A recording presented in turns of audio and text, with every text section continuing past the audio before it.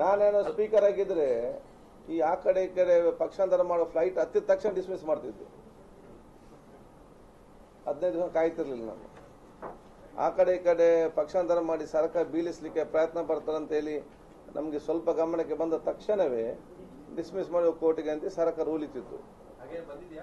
ಅಲ್ಲಲ್ಲ, I am telling, because what I am telling is defamation act is strong, act weak ಅಲ್ಲ.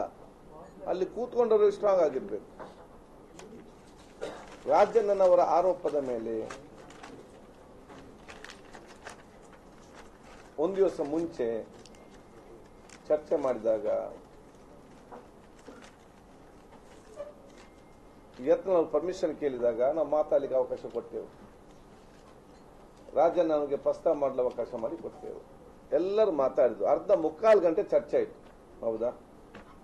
ಅದರ ನಂತರ ಗೃಹ ಸಚಿವರು ಅದಕ್ಕೆ ಉತ್ತರ ಕೊಟ್ಟರು. ಆಗ ಪ್ರತಿಪಕ್ಷ ಎಲ್ಲಾ ನಾಯಕರಿದ್ದರು, ಎಲ್ಲರೂ ಚರ್ಚೆ ಮಾಡಿದ್ದಾರೆ. ಪ್ರತಿಪಕ್ಷ ನಾಯಕ ಉತ್ತರ ಕೊಟ್ಟರು.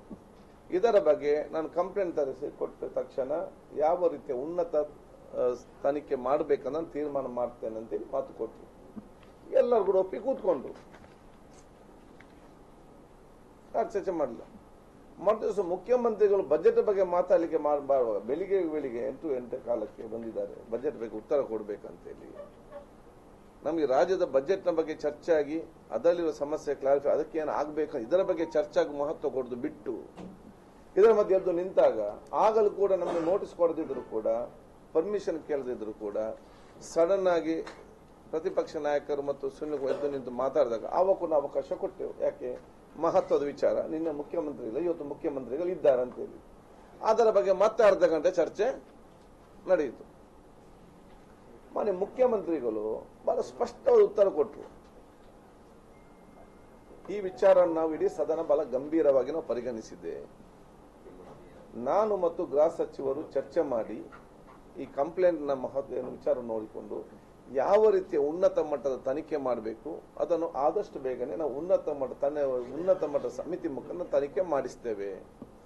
ಮತ್ತೆ ಕಮಿಟಿ ಯಾವುದಂತ ಮಾಡಿದ್ರೆ ಚರ್ಚೆ ಮಾಡ್ತೇವೆ. ಚರ್ಚೆ ಮಾಡುವಾಗ ನೀವು ಕೊಟ್ಟಂತ ಸಲಹೆ ಸಿಬಿಐಗೆ ಕೊಡಿ, ರಿಟೈರ್ಡ್ ಜಡ್ಜ್ ಅಥವಾ ಸಿಟ್ಟಿಂಗ್ ಜಡ್ಜ್ ಮುಖಾಂತರ ಕಮಿಟಿ ಮಾಡಿ ಅದನ್ನು ನಾವು ಪರಿಗಣಿಸ್ತೇವೆ ಅಂತೇಳಿ ಬಹಳ ಸ್ಪಷ್ಟವಾದ ಉತ್ತರ ಕೊಟ್ಟಿದ್ದಾರೆ ಅಲ್ವಾ? ಆವಾಗ ಅದಾಗುದು ಈಗಲೇ ಹೇಳಿ, ಇಲ್ಲದ್ರೆ ನೀವು ಧನವಿಯೋಗ ಬಿಲ್ ಪಾಸ್ ಮಾಡಬೇಡಿ ಅಂತ ಹೇಳಿದ್ರೆ ಮುಖ್ಯಮಂತ್ರಿಯವರು ಸರ್ಕಾರ ಕಂಡೀಷನ್ ಹಾಕಿದ್ರೆ ಇದು ಏನಾದ್ರು ಇದನ್ನು ಉಂಟ? ನಾವು ಪ್ರಾಕ್ಟಿಕಲ್ ನಾವು ಕೇಳುವಂಥದ್ದು ಇದರಲ್ಲಿ ಅಲ್ಲಿ ಉತ್ತರ ಬರೆದಿದ್ರೆ ಹೌದು, ಕ್ಲಿಯರ್ ಕಟ್ ಆಗಿ ಉತ್ತರ ಕೊಟ್ಟ ನಂತರ ನೀವು ಫೈನಾನ್ಸ್ ಬಿಲ್ ಪಾಸ್ ಮಾಡೋ ಮುಂಚೆ ಇದನ್ನು ಹೇಳಬೇಕು. ಆಗ್ತದ? ಫೈನಾನ್ಸ್ ಬಿಲ್ ಇಂಪಾರ್ಟೆಂಟ್, ಅದು ಬಜೆಟ್ ನ ಚರ್ಚೆ ಇಂಪಾರ್ಟೆಂಟ್, ಸಮಸ್ಯೆ ಇಂಪಾರ್ಟೆಂಟ್, ಅದಕ್ಕಿಂತ ಇದು ದೊಡ್ಡ ವಿಷಯವೇ. ಇದನ್ನು ಬಹಳ ಗಂಭೀರವಾಗಿ ಪರಿಗಣಿಸಿಕೊಂಡು ಈ ರೀತಿ ಅದನ್ನು ತಡೆಗಟ್ಟಬೇಕು ಮತ್ತು ಕ್ರಮಕ್ಕೆ ಎಲ್ಲರೂ ಕೂಡ ಇಡೀ ಸದನವೇ ಅದಕ್ಕೆ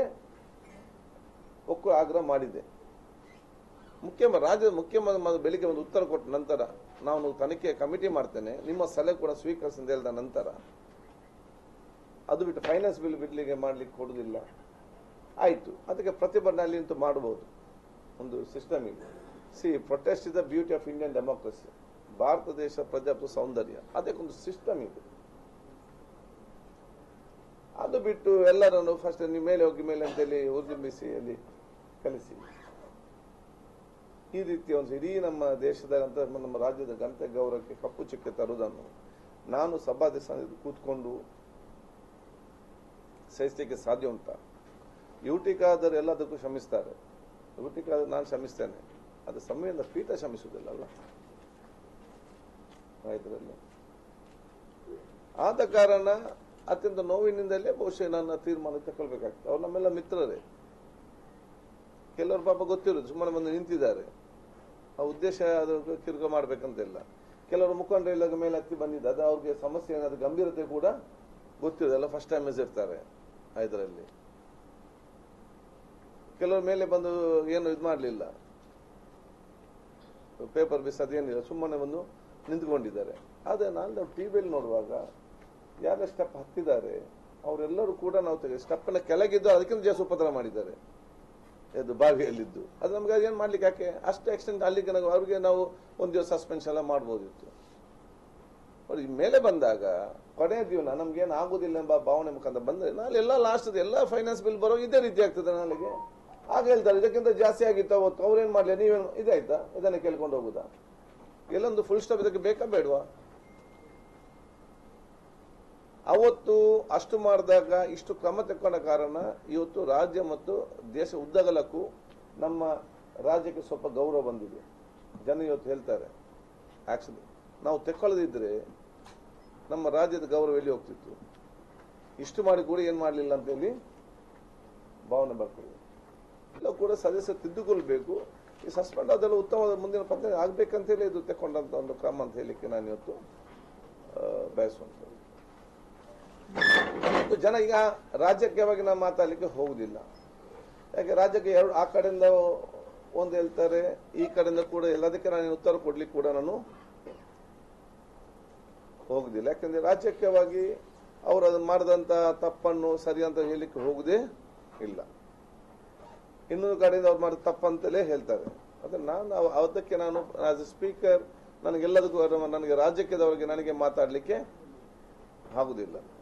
ನಾನು ಹೇಳಿದಿಷ್ಟೇ, ಈ ರಾಜ್ಯದ ಜನತೆ ನೋಡಿದ್ದಾರೆ, ಸಣ್ಣ ಮಕ್ಕಳಿಂದ ಹಿಡಿದು ದೊಡ್ಡವ್ರ ತನಕ ಈ ರಾಜ್ಯದ ಜನರು ನೋಡಿದ್ದಾರೆ. ಯಾವುದು ಸರಿ ಯಾವುದು ತಪ್ಪು ಅಂತ ಹೇಳಿಕೊಂಡು ಈ ರಾಜ್ಯದ ಜನತೆ ತೀರ್ಮಾನ ಮಾಡ್ತಾರೆ. ರಾಜ್ಯ ಜನತೆ ತೀರ್ಮಾನ ಮಾಡಲಿ ಅಂತ ಹೇಳಿಕ್ಕೆ ಆಯ್ತು ಬಯಸುವಂತ. ಮತ್ತು ನಾನು ಸಂವಿಧಾನ ಪರವಾಗಿ ನಾನು ನಿಂತಿದ್ದೇನೆ, ಅದರ ಗೌರವ ಉಳಿಸಬೇಕಂತ ಹೇಳಿಕೊಂಡು.